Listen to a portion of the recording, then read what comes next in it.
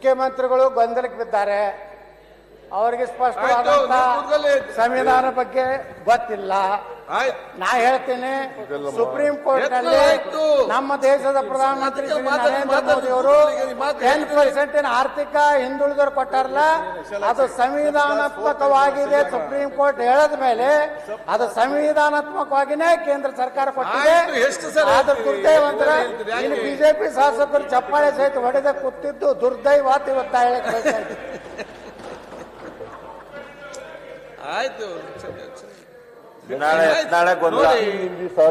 ಅನುಭವ. ಮಾನ್ಯ ಅಧ್ಯಕ್ಷರೇ, nothing in this article shall prevent the state from making any provision for reservation in matters of promotion or consequential authority, seniority or any class or classes. ದುಃಖ ಪಡುವಂತ ಮುಖ್ಯಮಂತ್ರಿಗಳ ಹೇಳಿಕೆ ಇವತ್ತು ಹೇಳಿದ್ರು 10% ಆರ್ಥಿಕವಾಗಿ ಹಿಂದುಳಿದಂತಹ ಸಮುದಾಯಗಳಿಗೆ ಕೇಂದ್ರ ಸರ್ಕಾರ ಸನ್ಮಾನ್ಯ ಮೋದಿಯವರು ಕೊಟ್ಟಂಥದ್ದನ್ನು ಇದು ಅಸಂವಿಧಾನಿಕ ಅನ್ನುವಂಥ ಮಾತನ್ನು ಹೇಳಿದ್ರು. ಸುಪ್ರೀಂ ಕೋರ್ಟ್ ಸಹ ಏನು ನಮ್ಮ ಪ್ರಧಾನಮಂತ್ರಿ ನರೇಂದ್ರ ಮೋದಿ ಅವರು ತಂದಂಥ ಆರ್ಥಿಕ ಹಿಂದುಳಿದ ಸಮುದಾಯಗಳಿಗೂ, ಹಾಗಾದ್ರೆ ಆರ್ಥಿಕವಾಗಿ ಹಿಂದುಳಿದಂಥ ಸಮುದಾಯಗಳು ಅವ್ರು ಭಾರತೀಯರು ಅಲ್ವಾ? ಅವ್ರಿಗೇನು ಈ ದೇಶದ ಮೇಲೆ ಹಕ್ಕಿಲ್ವಾ? ಯಾವ ಬಡವರು ಎಲ್ಲ ಜನಾಂಗದಲ್ಲಿ ಬಡವರು ಇದ್ದಾರೆ. ಲಿಂಗಾಯತರಲ್ಲಿ ಬಡವರು ಇದ್ದಾರೆ, ಒಕ್ಕಲಿಗರಲ್ಲಿ ಬಡವರು ಇದ್ದಾರೆ, ಬ್ರಾಹ್ಮಣರಲ್ಲಿ ಬಡವರು ಇದ್ದಾರೆ. ಹಾಗಾದ್ರೆ ಅವ್ರಿಗೆ ಏನು ಕೊಡೇಬಾರ್ದ? ನೀವು 75% ಮಾಡ್ಕೊರಿ, ಏನು ಮಾಡ್ಕೊರಿ ಅದು ಗೊತ್ತಿಲ್ಲ.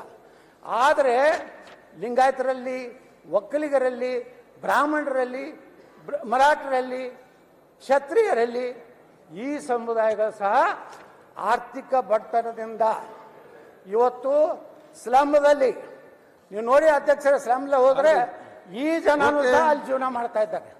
ಅದಕ್ಕೆ ಮಾನ್ಯ ಮುಖ್ಯಮಂತ್ರಿಗಳು ಸಾರಾಸಗಟ್ಟಾಗಿ ಏನೋ ಒಂದು ಪೂರ್ವಾಗ್ರಹ ಪೀಡಿತರಾಗಿ ಮಾತಾಡೋದನ್ನ ನಾ ತೀವ್ರವಾಗಿ ಖಂಡಿಸ್ತೇನೆ.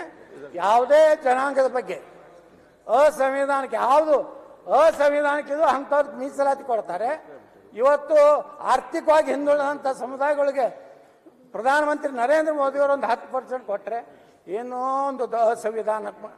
ಸುಪ್ರೀಂ ಕೋರ್ಟ್ ಹೇಳಿದ ಮೇಲೂ ಅದರ ಬಗ್ಗೆ ಇವತ್ತು ಪ್ರಸ್ತಾಪ ಮಾಡೋದನ್ನು ನಾನು ಖಂಡಿಸ್ತೇನೆ. ಅದೇ ರೀತಿ ಇವತ್ತು ಅನೇಕ ಸಮುದಾಯಗಳಿಗೆ 2 ಮತ್ತು C ಪಂಚಮಸಾಲಿ ಸಮುದಾಯ, ಮರಾಠ, ಜೈನ, ಒಕ್ಕಲಿಗ ಈ ಎಲ್ಲ ಸಮುದಾಯಕ್ಕೆ ವಿರುದ್ಧ ಅಸಂವಿಧಾನಿಕ ಹೇಳುವಂಥವ್ರು ಯಾವ್ದು ಅಸಂವಿಧಾನಿಕವಾದಂತ ಧರ್ಮ ಆಧಾರಿತ ಒಂದು ಮೀಸಲಾತಿ ಅಂತ ಕೊಟ್ಟಾರೆ, ಸರಿಯಲ್ಲ. ಅದಕ್ಕೆ ನಾನು ಮಾನ್ಯ ಮುಖ್ಯಮಂತ್ರಿಗಳು ಹೇಳ್ತೇನೆ, ಎಲ್ಲ ಸಮುದಾಯಗಳಿಗೆ ನ್ಯಾಯ ಕೊಡುವಂತ ಮತ್ತು ನಮ್ಮ S.C. ಮಹದೇವಪ್ಪನವರು ಯಾವ್ಯಾವ ಕುಲಶಾಸ್ತ್ರ ಪರಿಶೀಲಿಸಿ ಎಲ್ಲ ಸಮುದಾಯಕ್ಕೆ ನ್ಯಾಯ ಕೊಡ್ಬೇಕಂತ ನಾವು ವಿನಂತಿ ಮಾಡ್ಕೊತೀನಿ. ಸನ್ಮಾನ್ಯ ಸಭಾಧ್ಯಕ್ಷರೇ, ಅಧ್ಯಕ್ಷ ಈ ಕಡೆನೂ ಸ್ವಲ್ಪ ಕೊಡಿ. ಬಿಜೆಪಿ ಸರ್ಕಾರ ನೀವು 2028 ಅಕ್ಟೋಬರ್ನಲ್ಲಿ, ಸನ್ಮಾನ್ಯ ಸಭಾಧ್ಯಕ್ಷರೇ, ಬಿಜೆಪಿ ಸರ್ಕಾರ ಅಕ್ಟೋಬರ್ 22 ನಮ್ಮ ಸಂವಿಧಾನ ಎತ್ತಿ ಹಿಡಿದಿದ್ದಾರೆ. ಇವತ್ತು ಮೇಲ್ಜಾತಿ ಮುಖ್ಯಮಂತ್ರಿಗಳೇ ಗೊಂದಲಕ್ಕೆ ಬೇಕಿದ್ದಾರೆ. ಆದ್ರೆ ಪಾಪ ಬಿಜೆಪಿ ಅವರು ಗಪ್ಪು ಬಾಯಿ ಬಚ್ಕೊಂಡು ಕೂತಾರೆ, ಬೆಣ್ಣೆ ತಿರ್ಕೋತ. Separate class